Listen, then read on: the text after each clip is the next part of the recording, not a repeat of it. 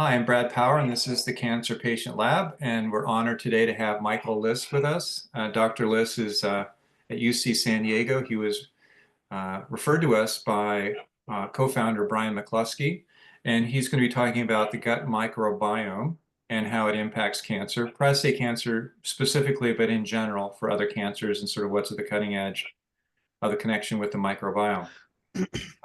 Just a few housekeeping things before we get started. First of all, this is for information purposes only. This is not medical advice. We try to arm patients with information that they can take to their medical team. Second, this will be made public. Everything you say can and will be used against you. uh, and so if you're concerned about that, then you can hide your image, you can change your name, and don't say anything. And then finally, we are a patient-led, all volunteer nonprofit, and we would welcome donations, which you can do through our website and the donate button. And with that, I'll turn it over to Dr. Liss. Great, thanks everyone from across the country. Let me share my slide here. Let's see if we can make that full screen. Okay, everybody see that okay? Yep. Perfect. Wonderful. All right, so I'll talk about the gut microbiome. You probably heard of a lot about this in the comings and goings and in the news. I'm a professor at UCSD, and I'm the director of clinical trials for the Center of Microbiome Innovation. I do have a company focused on this particular topic, but I won't go into the very specifics. At the end, I'll make a couple comments about it. This is kind of the agenda. What's the microbiome? A little bit about prostate cancer, algorithms, and how we kind of may be able to use this information.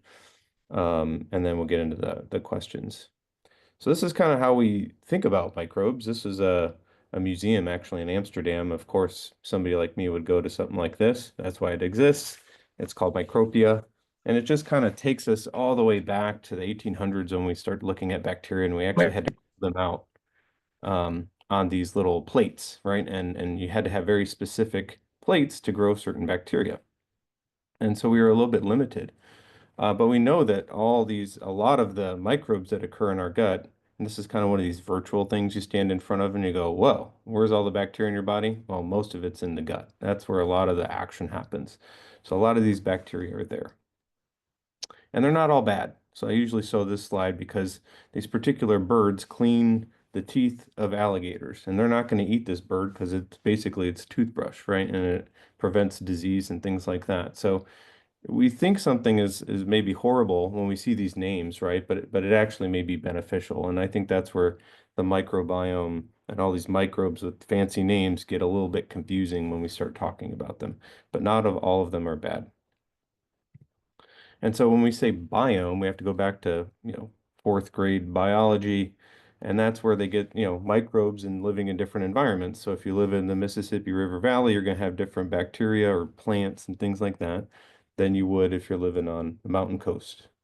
And so this concept goes throughout our body, like what is in our colon is not the same as our skin. And we could use those differences. Now that we can start comparing diseases. So even within the Sierra Nevada mountains, if I put in, or take out a wolf, well, that changes the whole ecosystem. And that's how we start thinking about the microbiome, is that it's not just one bacteria, they're all kind of communicating.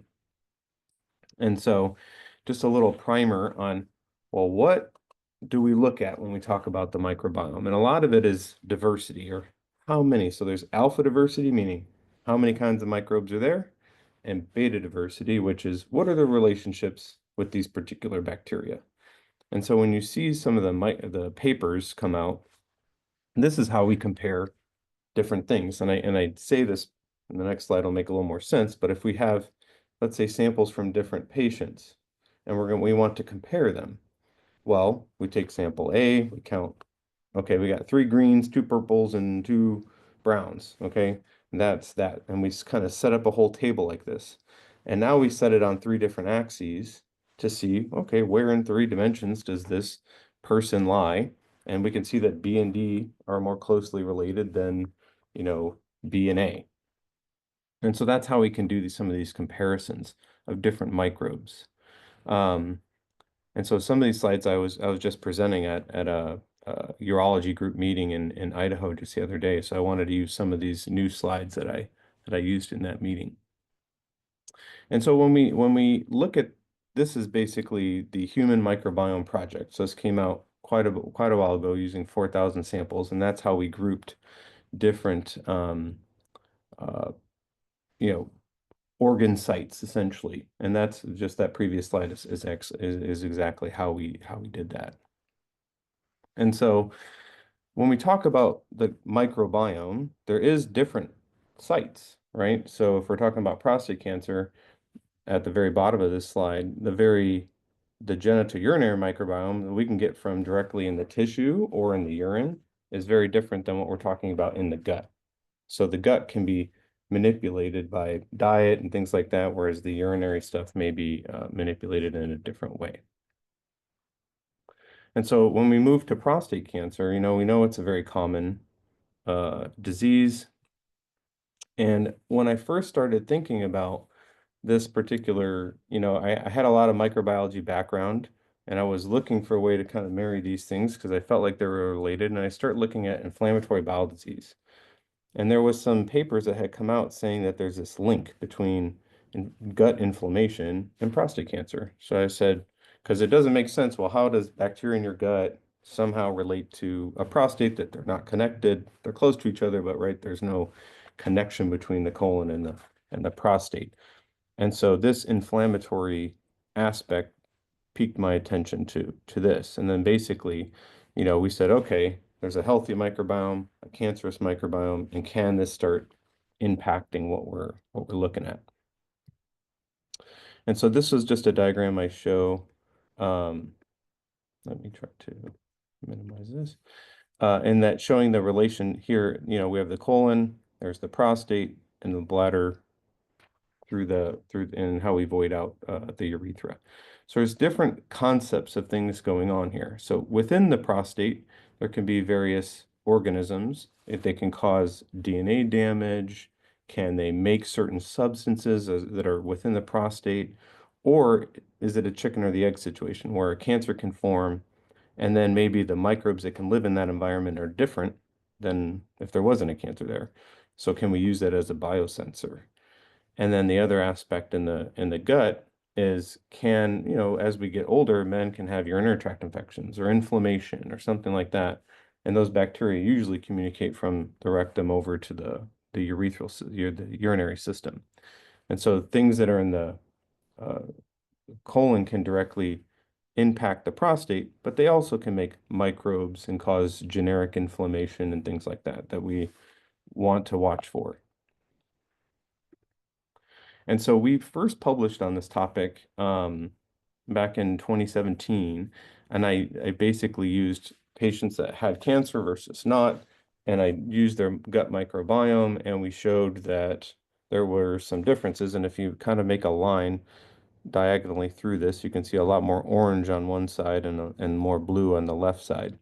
And so that kind of said, okay, some of these patients are grouping around, so they have similar bacteria. And then I looked at their function. Okay, what are these particular bacteria doing? And we came up with B vitamins, which are folate and biotin. Now, it's not something that you take. These are biosynthesis mechanisms. So it's essentially, for folate, it was biosynthesis. So the bacteria that actually make folate for you. So we want to feed those types of bacteria. You don't necessarily want to take folate. You just want to feed the bacteria that can make it for you. And then biotin metabolism was, okay, do increase things that have biotin in it, not necessarily the pills themselves, but the dietary components so the bacteria can break down the biotin themselves. And then the people were more common on the cancer side were these starches and sucrose. So a lot of sugar, carbohydrates, common things that we think of, okay, we don't have to eliminate, but maybe take a look at your diet and see, well, okay, what are the sugary stuff I'm eating? How much carbs am I eating? Not that you have to make drastic, but even small changes in diet can change these bacterial mechanisms. So kind of a similar concept that I showed on the last slide, but what I wanted to say was we're starting to understand on the right here the interaction with the immune system.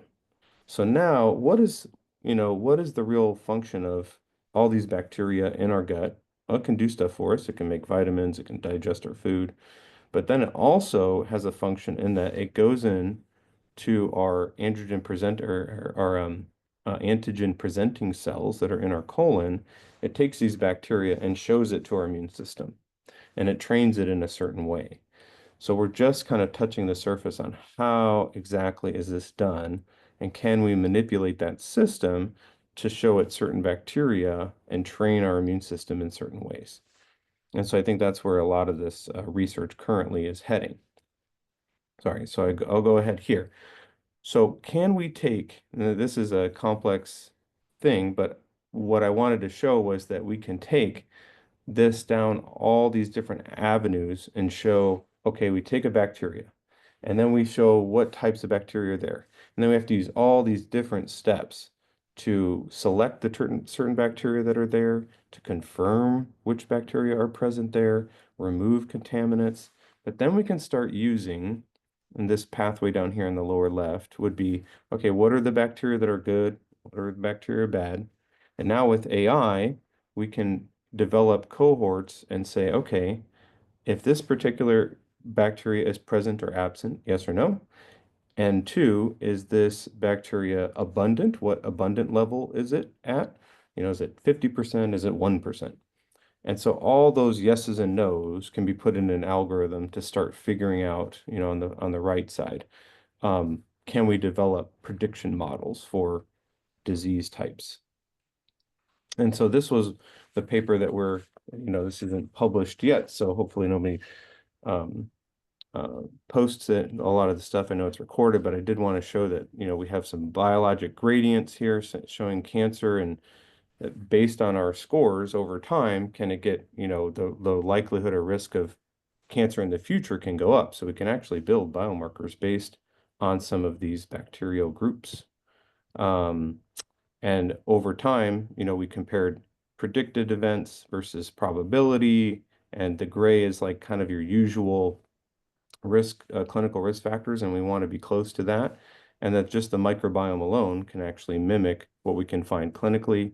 And then over time, these graphs on the bottom show that if you have a poor microbiome score, that you may be at increased risks for certain cancers. And this is for prostate specifically.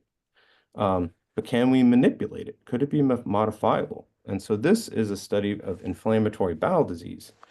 And so the teal and yellow groups are people with inflammatory bowel disease, and they're going to get randomized to getting donor stool. So this donor will give to the teal group, and you can see over time that the teal group then lowered their cancer score. So just by changing their microbiome, you can actually manipulate these scores. So I'll skip through some of these so we can get through. So here, I'll show you how complex some of these things are. So this is causal mechanisms with genotoxins, right? So we're looking at, are bacteria making certain, and this one just got published.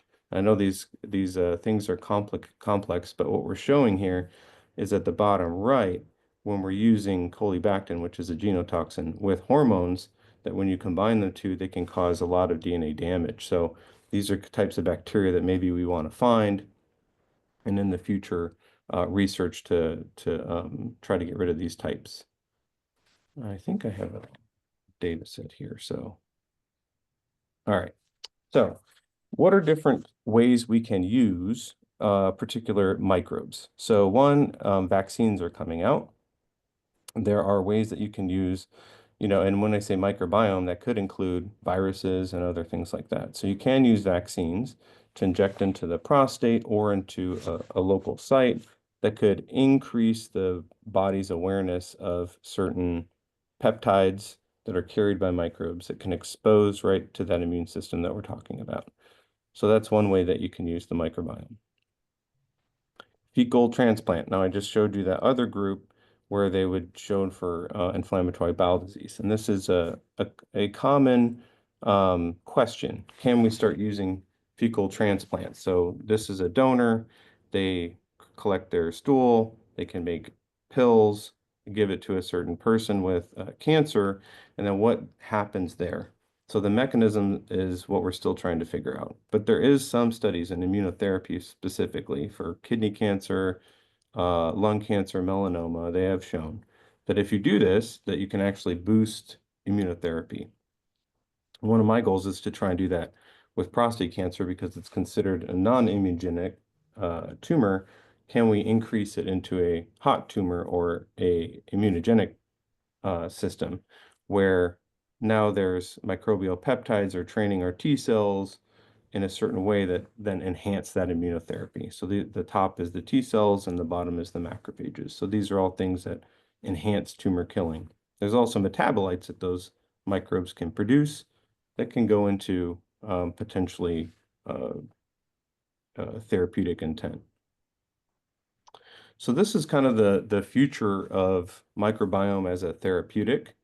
And so can we identify the favorable microbes and the unfavorable microbes? And I think that, you know, some of these things I posted here are in published data about the types of bacteria. And I said some of those names we can't produce, like ruminococcus, but some are streptococcus, prevotella. And these aren't things that are, oh, I can go grab a probiotic and take it and have these particularly grow per se, or I can get rid of them with a certain antibiotic some way. So these are all being tested in various ways to, you know, because taking antibiotics has its own issues. So as we look down here, what are the different things we can do to help our immune system?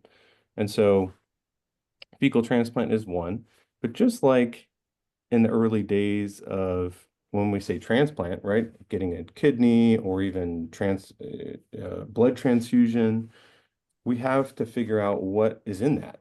There is parasites, there are viruses, there's COVID, there's HIV, there's multi-drug resistant organisms, and you're taking all these things and putting it in someone else. And there's a really great Netflix show that you can watch called Hack Your Health about this particular topic. And so, you know, there's other things that we don't fully understand about the microbes because they can even impact mood, depression, obesity, right? So is long-term FMT the answer? I say probably not. I think we can rationally develop certain probiotics for treatment, and I think that's the way things would probably go, just because the regulatory aspect of doing FMT is quite challenging. For prebiotics, I think this is a great way to use our diet to enhance, you know, fibers and things like that to enhance those bacteria to grow the ones that we want. And so, you know, I put a little note in here about Prevotella, is that's the favorable one. So how do we increase that? You know, fermented foods, the count of bifidobacterium, so some types of probiotics can help. But getting a pre and then a post, like you have to do something, you test it, you do something, and then you got to retest it to know is it actually working or not. So it's a little challenging to go. I get a lot of phone calls, okay, which one should I take or not? And it really depends on where you're starting.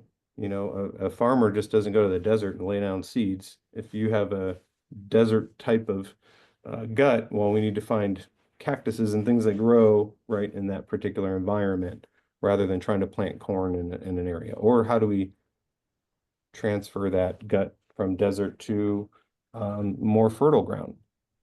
So I think all these things are just starting to come out. Probiotics are a pretty common one that I get asked about. And again, it depends on bacterial CFU counts. It depends on how the pill was made. Does it get past your gastric acid or does it die there? And, you know, sometimes they can be costly. So things that we have to monitor, but I do think, you know, one of those is an option. Postbiotic means, can I just take what are we trying to get from those bacteria? A lot of times it's like butyrate or different types of fatty acids. Well, can I just take that and then skip the whole bacterial side of things? And that is an option for some things, but again, it depends on how stable it is. And does it get absorbed in the system? Because your bacteria do a really good job at kind of accessing their metabolites to the bloodstream rather than just taking it. And then this last bacterial consortium, kind of a rationally designed consortia. So as we study different types of cancers, can we figure out who's more at risk for certain bac or which bacteria are more important, and then just focus on those particular ones. So I think that's the future. Um, a lot of people, I threw this in here too because I get asked a lot about, well, how does the microbiome impact symptom control? And so this study was done on breast cancer, and I know there's some survivors here. And so they were looking at, and I can look at the very top, alpha diversity, which we talked about how many different bacteria are there. And then they used diarrhea and nausea and vomiting as GI side effects. And so the people who had more diverse bacteria um, had less diarrhea in the second one and less nausea and vomiting, right? So before we start a treatment, is there a way to diversify our bacteria? And same thing with the bottom one, alpha diversity composite for neoadjuvant, adjuvant. That's kind of how they broke it up. But pretty much, if you had a more diverse, you had different types of bacteria in your gut, you were kind of doing better on those GI symptoms. On the right side, we took dietary stuff. And remember, way in the beginning of this talk, I talked about carbohydrates and sugars. Same thing with GI side effects. If you're really high on the carbohydrates and sugars, then you may have more GI side effects for those particular. And this was the paper in the lower left-hand corner. So I think that, is kind of a universal finding. And so that was pretty much it from my standpoint. And I can start, hopefully I didn't go over too far. And I can go back to some of the slides, but hopefully it gives you an idea of what the microbiome is and how we're kind of studying it. I wish there was more like definitive, this is what you do. And I know that's what a lot of people are looking for, but I have to be very cautious about that because we don't really know. This is just the kind of the beginning of this topic and how we can particularly use it. So I'm happy to answer questions from people. I know people hopefully have been writing down some that I can talk about. Yeah, we use the the raised hand feature, and I see Alan Morris is already there, and also the chat. So I'll pull things Yeah. moderate for you, Michael, from the Yeah, chat. so I can read the chat Oh, ones. I can okay. read it. Yeah. So Okay. over-the-counter probiotics frequently contain lactobacillus. You recommend over-the-counter probiotics. So again, um, I think, if there's a way to know if they're working. So I'm going to say this about natural supplements. I have a PhD in translational science and I work on natural supplements, so I'm not against it by any means, but I think what the issue with the industry was is that if they're already selling it, then they don't have to do the research to prove anything's working, right? And so we have to design studies, which I'm doing, using natural products, probiotics, things like that, to test them before and after to see, okay, if this person takes it, they have really changed? So I do think that trying over-the-counter probiotics, but the things to look out for are the CFU counts, the different variety of bacteria that are in there, and then if they make it past the stomach acid. So do they have a delayed release capsule? That's super important. And then it's a bit of symptom control, right? And that I would say for that, are we using it for prevention or progression, to reduce progression? I can't recommend anything like that. Um, the Clostridium study with double checkpoint inhibitor in renal stone cancer. Is that a phase 2 study? Okay. So yeah, so that's the CBM, Clostridium butyricum. That's why I mentioned butyrate. That was a phase 2. That's out of City of Hope trial using a probiotic. So we're hoping more of those studies come. But again, it is a phase 2. Um, so we got to get that to phase 3. That's being planned for in SWOG, which is our Southwest Oncology Group NCTN trial. I think that was approved to move ahead. So I think we will be moving to a phase 3 study. So I'm really interested in that particular probiotic. Akkermansia, there's pluses and minuses on Akkermansia. With regards, I think it's universally thought to be okay enhanced for immunotherapy, but it's really tough. Here, probiotic, before I forget. The probiotic. I think she might have been speaking to someone else. Okay. So Akkermansia probiotic is actually quite difficult to make. And the ones that are out there have different variations on a theme here. So we have to try to get what the exact Akkermansia is and then what level do you want, right? Some people have Akkermansia go really up high when they have inflammation. So why is that? And so why is that elevated when I have inflammatory bowel disease, let's say? But those they're not benefiting necessarily from their immunotherapy.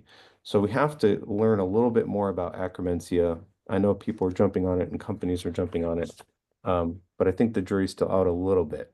And when I was saying AI, it's not Akkermansia by itself. It's interacting with something else, right? So I don't think that there's going to be one probiotic with one thing in it. I mean, it was nice to see that Clostridium butyriticum study, but I do think it's going to be a conglomerate. So the next one is it true that probiotics are destroyed by acids in the stomach? Yes. Seed is a company that claims they have worked for this. Yes, I have looked at theirs. They'd have a double capsule probiotic. It is being studied. There is some pre-post data on seed, as well as VSL, which is the other probiotic. So those do get into the colon, which is nice to see, but you have to keep taking it. It will kind of go away within a week or two if you stop taking it. And seed is quite expensive, so not all of my patients can afford that per se. Now, just because that bacteria is in the pill, gets in the colon, is it having the intended effect that you want? If you're doing it for symptom control, you can definitely do that on your own. If you're trying to do it for something else, it's a lot more complicated. And that's why they don't, they have to be careful with claims, right?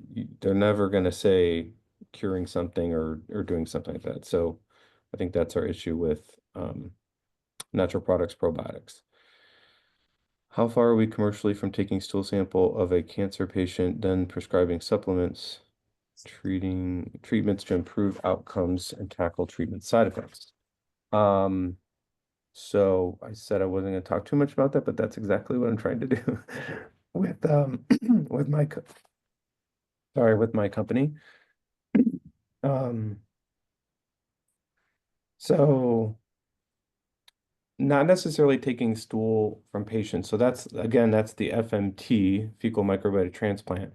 And a lot of the studies in Europe, because our FDA is very strict on what we can give. And the reason for that, it's not because there's like an anti-government issue going on here and they're restricting some type of treatment. It's because when we did do the C. difficile trials and they did do FMT, the problem was that a couple people had got really sick, septic. Some people had passed away. And why was that? Because they got transferred a multi-drug resistant organism and they got an infection in an immunocompromised person. So this is very sensitive stuff. And we were right to go, okay, hey, we should treat this like you're getting an organ transplant or getting a blood transfusion. We need to make sure it's really, really safe. So I think what we'll be using is as we go, I think starting with treatment side effects is a very reasonable one. Start in the beginning, allow you to take something and then treat and then test you again and kind of see your progress over time. So that's where I'm starting as well. And then as far as improving outcomes, we would need to start learning, taking that data, going, okay, in 6 months, are you on to the next treatment or are you in remission? Right. And then that feeds back to the loop. Okay, what bacteria were beneficial, which one were not? So as we start teaching that system, then we can start learning, okay, these are the bacteria that are really controlling this particular treatment outcome. Then we can start developing. So how far away are we? I think probably within the next 3 to 4 years, we could start developing trials on this particular thing.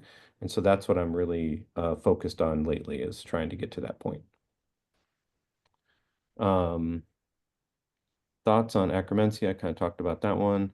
So I do think, as far as treatment outcomes, we don't quite know yet.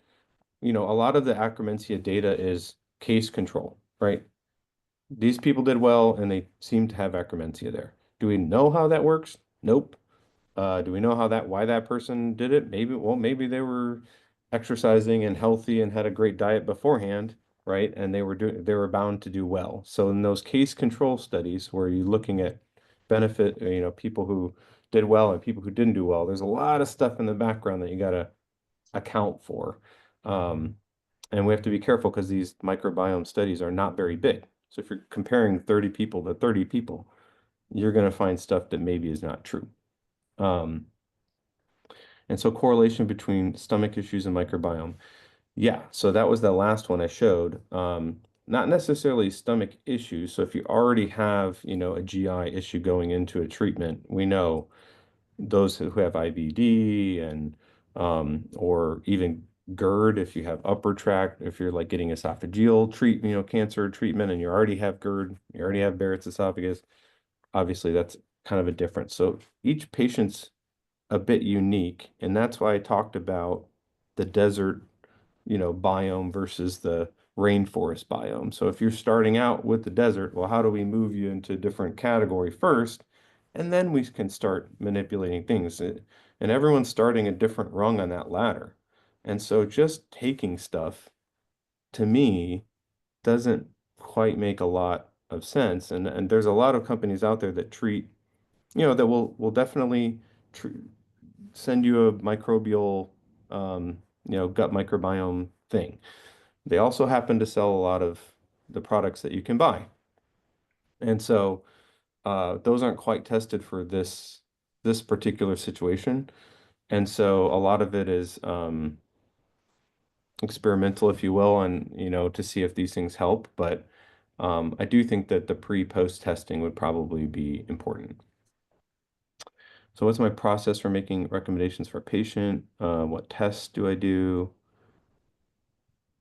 to match recommendations with a particular microbiome? And are there general recommendations? So, okay, I'll start with general recommendations because those are the easiest, and that's usually what we all get. And I've had family members go through the cancer journey as well, and you kind of just you get home and you're like, okay, what do I do? Like, I want to take some power here, control my situation.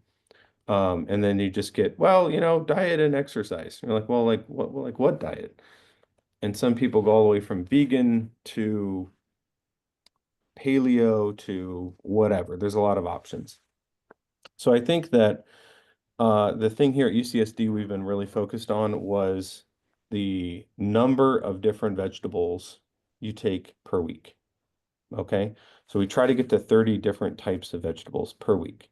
You just make a list on your fridge, right?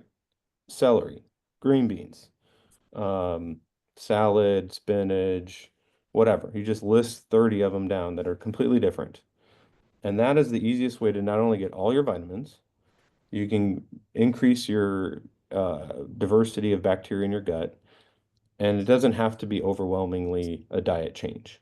So that's where I think the easiest, that's what I recommend basically, is that you don't have to take any probiotics, you don't have to take any supplements. If you're just eating 30 different types of bacteria a week, or 30 different types of bacteria, 30 different types of plants, you're automatically going to increase your plant intake, and plant-based diets are known are coming on board here.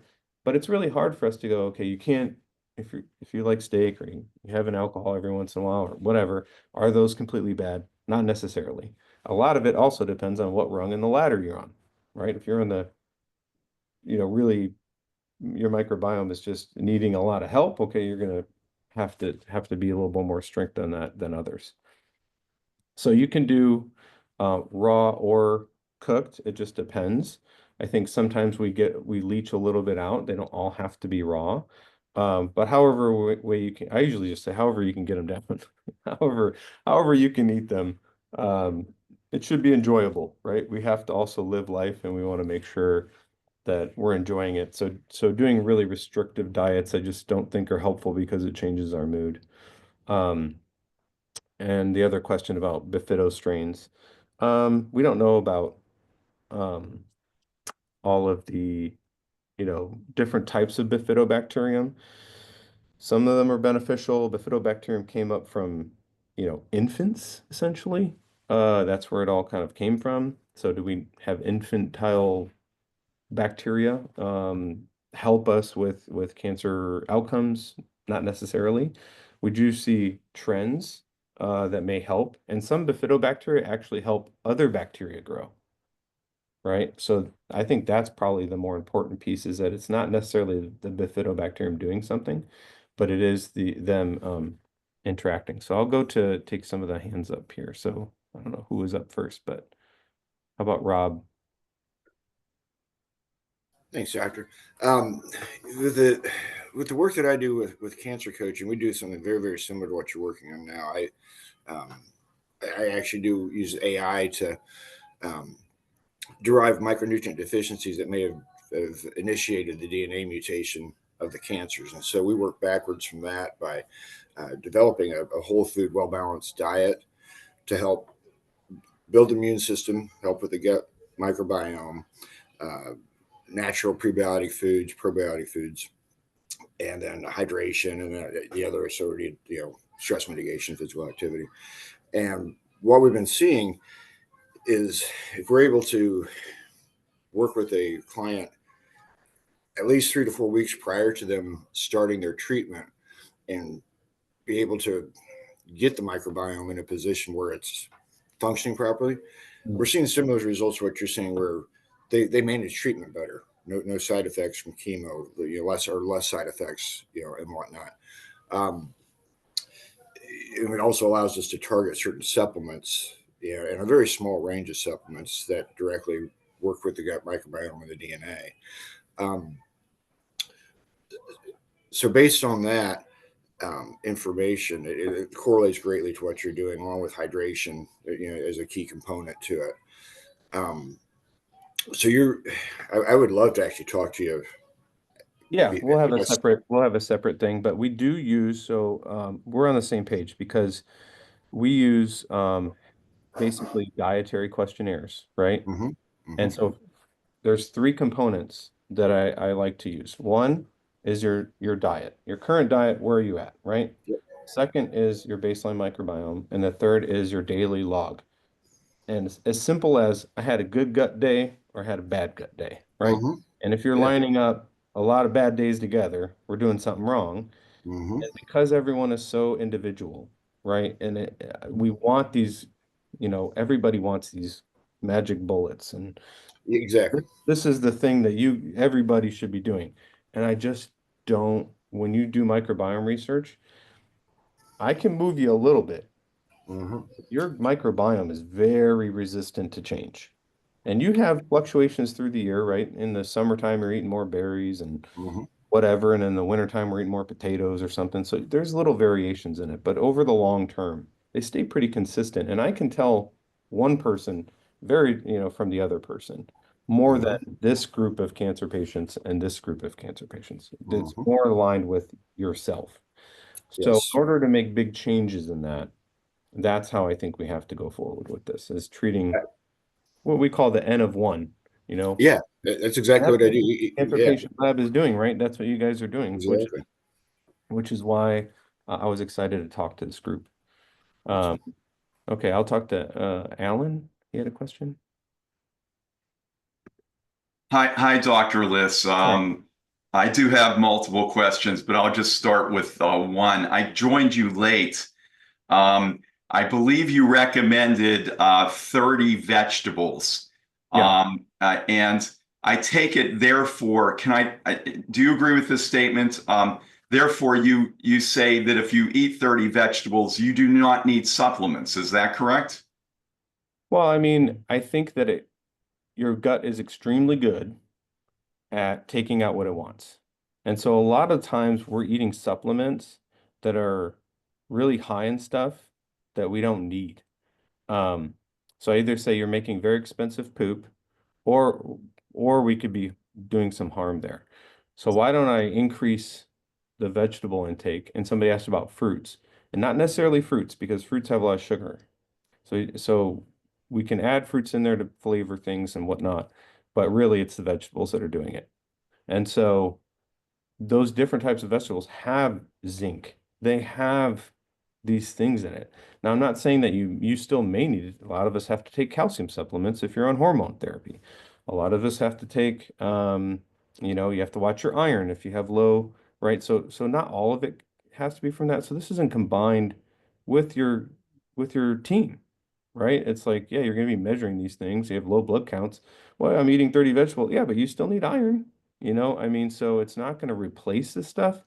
But I do think that managing the symptoms and then later, hopefully getting to outcome treatments, um, this is just an easy recommendation that people can follow. I'm not telling you to completely change your whole diet, right?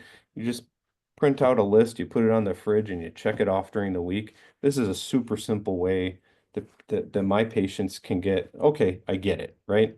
It's like instead of, well, man, I got 5 left on the week.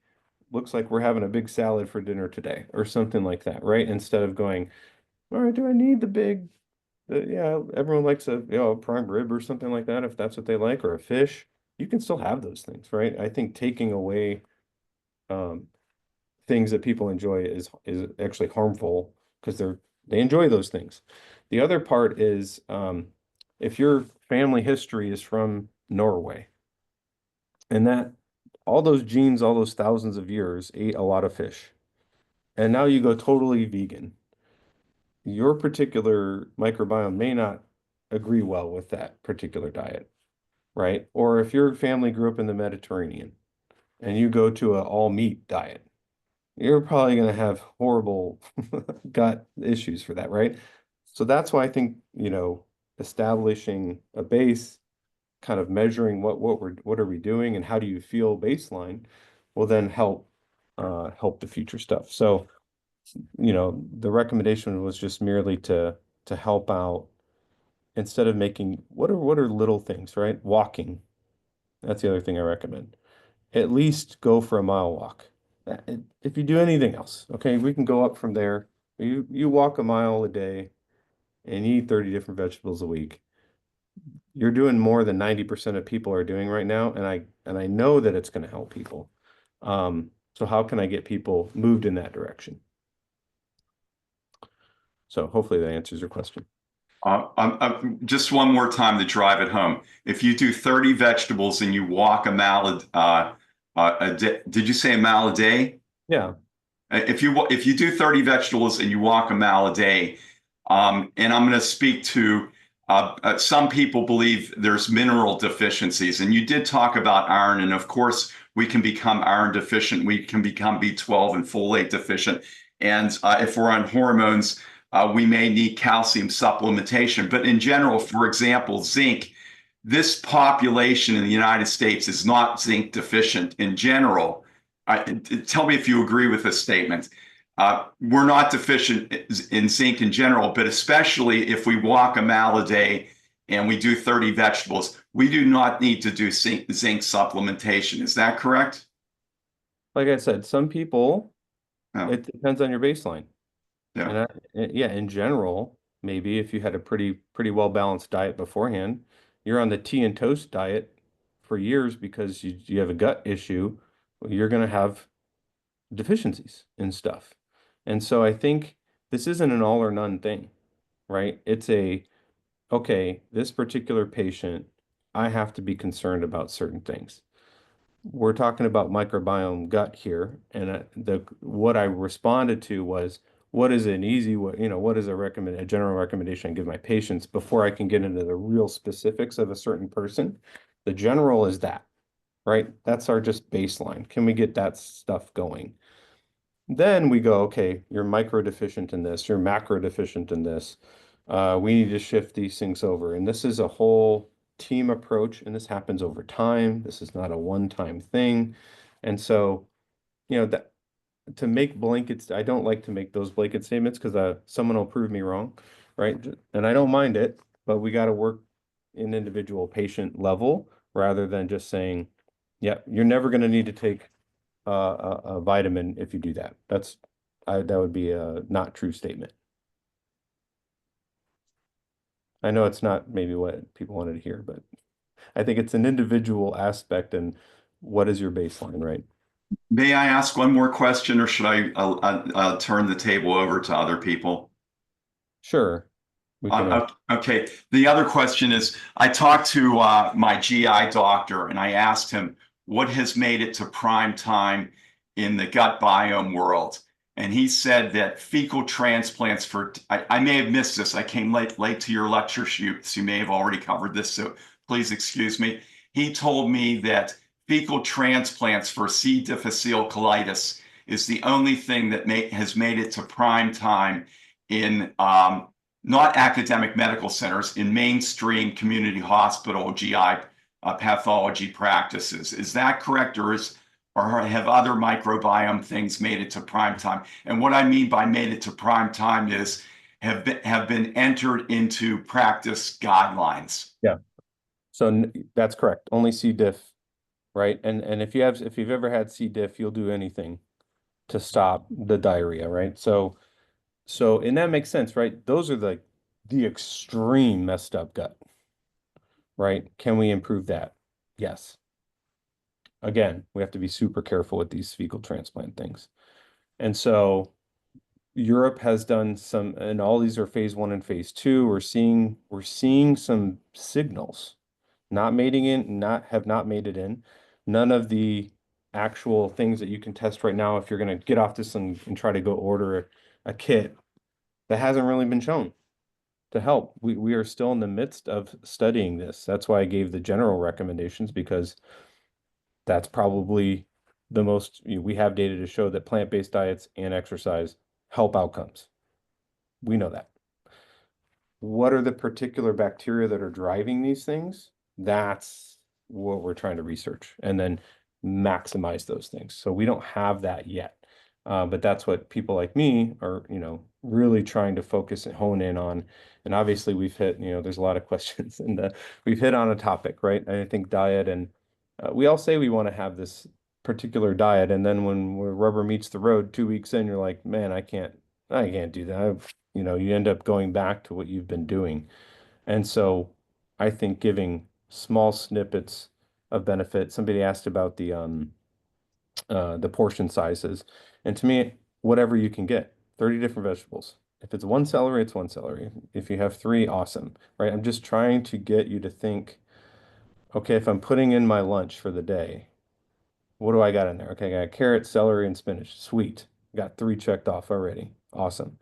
And I just think it's and it combines not the bacteria that are in there, but they may not survive through, but it's the micronutrients and the prebiotics, right? The food for the different bacteria that go into your gut that are helpful. And so some are asking about turkey trail mushrooms. So again, we'll all have this one-off. I had a patient say, I ate grapes for 30 days straight and my PSA went down. Okay.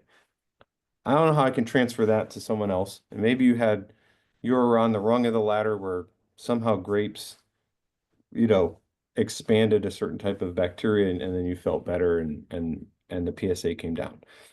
But like I said, we have to test each one of these things. So mushrooms is one of the vegetable. Great. Has a lot of different vitamins in mushrooms, depending on how you cook it. Try not to use too much butter, stuff like that. But there's definitely a lot of food as medicine kind of stuff going on, research going on in that. We just have to be careful about saying this is the one thing, right? Because it may respond different in different patients. How do I measure a good gut day? I don't get to measure that. You get to measure that. And by the end of the day, if you're having bloating and diarrhea, that's a bad day, right? If you had cramps, bad day. If you had normal, if you look at a Bristol stool chart, you can see if you're constipated or not. But usually if you have a stool that's long and kind of makes a C into the gently curves into the toilet, that's a good bowel movement, right? Clumpy stuff, a lot of floating stuff, small balls are hard. We know we got to increase our water, right? So that's what I mean. We got to be measuring this over time, because you could eat something that worked amazing for somebody else. So I think one of my patients brought in like a vegan pizza once. Everybody was like having, I'm like, well, if you're not used to a vegan diet, right, you're gonna have some bloating and stuff like that. And to get you to change, you may have to go through a little uncomfort first to get to a good place. So that's what I'm saying. This is a longitudinal and directed patient-specific plan that we need to get to for patients. And so for there's one about FDA approves turkey tail trial for cancer patients. Yeah, again, trials. And this one's not in the US. Some MSKCC is looking at that. So Memorial Sloan Kettering. So again, I have looked at there's a lot of curcumin studies out there. There's a lot of different supplements. And like I said, I have a PhD, and that's what we did on drug development. How do we take natural products and move into drug development? Well, you need good manufacturing practice. They have to be held to the standards of the pharmaceuticals, and right now they are not. They just have to not contain bad stuff, essentially, and they have to be GRAS, which is generally recognized as safe. So there's like a lower bar for natural products than when we're using for therapeutics. So we just have to be careful that some of these things may or may not work for certain people. So that's where I'm coming in going, okay, let me test combinations of these things. I give it to a randomized clinical trial using good manufacturing practice, using pill design, um, measuring blood levels. Does it actually, because a lot of this stuff you take and it gets metabolized really, really quickly. And it actually doesn't even get into your bloodstream. Um, so just because, the curcumin's one of those things, it just gets glucuronidated in the liver really, really fast. And so you can never get really high levels of blood curcumin levels. You just can't do it. And so that may be the same with different mushrooms and things like that. There may be a component of it that's driving it, and more research is needed. And that's always a hated comment from patients who are going through cancer, because you kind of like want it now. That's mute. Because people want stuff now, right? We want to get things going, and what can I do to help myself that may be being overlooked. And so I think that's what a lot of the microbiome industry hasn't really focused on yet, which is what I'm kind of taking on, basically. Blanket inventory of labs for deficiencies. I work with my hemonc or oncology as a surgeon. I don't necessarily need to check a lot of those things. And most people aren't deficient in some of those, but I know, vitamin D is a pretty common one we check. Um, we check, I've started checking folate levels, red blood cell folate, especially because it's a longer term measurement. Serum folate can be quite variable day to day and depends on the diet that you're eating. Folate in some instances are good if you're really low, and if you're really, really high, that's not good either. Right. So it's kind of this bell-shaped curve where you kind of want to be in the middle with folate. And I have another talk I did, if you look that up, on folate and prostate cancer. I think it was in Grain Rounds Urology. And so, I don't do blanket testing now because I don't necessarily know of particular things that impact the outcomes, but it will matter depending on what chemotherapy or what treatment you're doing. There are certain drugs that can chelate to those particular uh, nutrients or vitamins and things like that. So you can get deficient in certain treatments. So I think that is something that we need to, cover. I know there's, again, companies out there that check all this stuff, but when you bring it to us, it's kind of like, well, okay, how do we necessarily fix that? How long are you on a vitamin to correct that for? It's kind of challenging. So that's why I say if we start with a lot of the stuff comes from vegetables. So say a lot of these small changes that may look big on a piece of paper going, oh my God, I'm deficient in X. If we just kind of increase our diet, sometimes those small variations can go to green, and then commercial tests. So yeah, this one's so commercial tests that are out there. There's a lot. So there's a lot of competition, I think. It's complicated. So some of it is just for, it's kind of like 23andMe in the early days when you can go check your ancestry. You kind of get this report that's a little bit can show your diversity. It'll give you your diversity scores and things like that. But I wouldn't necessarily endorse a particular one or not, because none have been tested necessarily in particular in the cancer space. A lot of it is for generic health and well-being. So some of the ones that are out there are Thorn. They just had and they have been focused on like athletes, dietary things. There's Viome, there's Biome, Sun Genomics, um, and my company, Uncle Biomics, but I haven't released my kit yet only because I'm really focused on this particular cancer patient journey, not only forming biomarkers for prevention, right? Because we know that diet and lifestyle choices are about 30 to 40% of cancers. Okay, so why is no one working on that? Well, we did a bunch of prevention trials. We spent a lot of money and they didn't work. I said, well, we did it on a population level. We didn't look at individual patients who are more likely to get cancer. So can we combine genetics and maybe microbiome and lifestyle changes together to do prevention studies? So that's one arm. The other arm is to do this pre-post testing and kind of these different um, um, during or before treatment, preferably, kind of like what Rob was alluding to.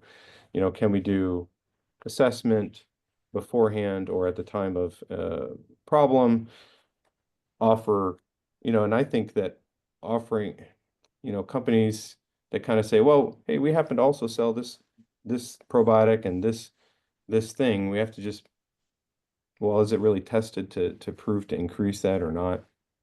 So I kind of like it when they give you, well, these are things that could increase these types of bacteria, and then let you kind of go search for things that may impact that, right? Because maybe you can't afford the monthly probiotic that they want to send you, and you don't really know if it's going to work or not. And then the last part is the kind of the daily management or log, if you will, of managing over time to see, okay, hey, I changed something, but it doesn't look like it's working. I need to pivot, maybe retest, and then try something new. So there is stuff out there. How useful it is. There's been a lot of complaints on the reports that are generated that are like, well, they're a little confusing to understand and what exactly am I supposed to do here with this information? So I'm always a little hesitant to recommend particular companies because I haven't seen that quite solved yet. Dr. Liss, we're past the hour, so we should probably wrap up. Do you have any closing thoughts you'd like to share with us? Any summary? No, I think that this is a new aspect. Hopefully, I gave you a little bit of gestalt on what's coming and how the microbes can interact with our immune system and how we can manipulate it with our diet and things like that are coming. Um, it's always a sensitive topic in that we have to be careful, especially with our patients that are in the cancer journey because it's a vulnerable time and we're looking for stuff. So I want to make sure that, I'm an advocate for you when we're looking at the microbiome and making sure we're not overselling something, right? Because this is a vulnerable spot. We need to make sure we're making good recommendations and doing good research to make sure that you guys are benefiting. So thank you very much for asking, and I don't know if you have my email. You're happy to share that. I can